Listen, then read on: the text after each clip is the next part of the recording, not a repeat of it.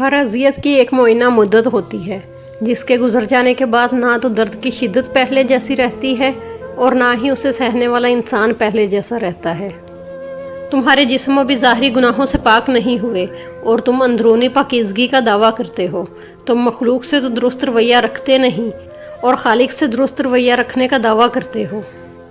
مخلص شخص ہر بار خاموشی اختیار کر لیتا ہے، اس لیے نہیں کہ وہ بزدل ہوتا ہے بلکہ اس لیے کہ اس کا ضمیر اجازت نہیں دیتا کہ وہ اپنوں کو انہی کے لہجے میں جواب دے۔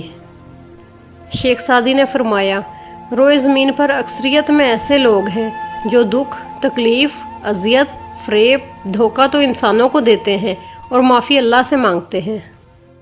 اچھائی یا برائی کبھی بھی نصیبوں کی محتاج نہیں ہوتی بلکہ یہ انسان کے ضمیر اور نفس کے درمیان کی جنگ ہے۔ ہم کسی کو کہہ کر اپنے لیے مخلص نہیں کر سکتے۔ اخلاص تو ایک دلی احساس ہے، یہ خود پیدا ہو جائے تو ٹھیک، ورنہ ساری باتیں رائے گا اور بیکار ہیں۔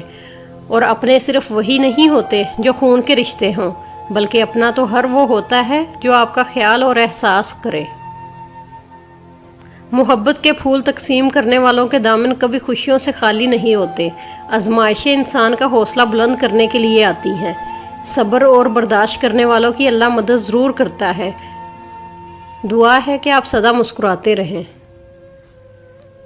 احساس جرم اچھی چیز ہے لیکن اس کو خود پر حاوی نہ کیا جائے کیونکہ اللہ کی رحمت اس سے بہت بڑی اور بہت وسیع ہے۔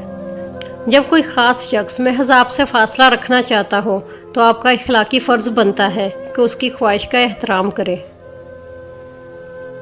کوشش کریں کہ اپنی زبان یا کسی عمل سے کسی دوسرے کو ادنا تکلیف بھی نہ پہنچے، اور پہنچ جائے تو معافی مانگنے میں دیر نہ کرے۔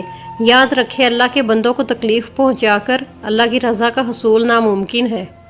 کٹھن اور دشوار گزار لمحات رنگ کاٹ کی مانند ہوتے ہیں جو وقت کی چادر پر رشتوں کی گہرائی اور تعلقات کی سچائی دونوں کی حقیقت کھول کر رکھ دیتے ہیں۔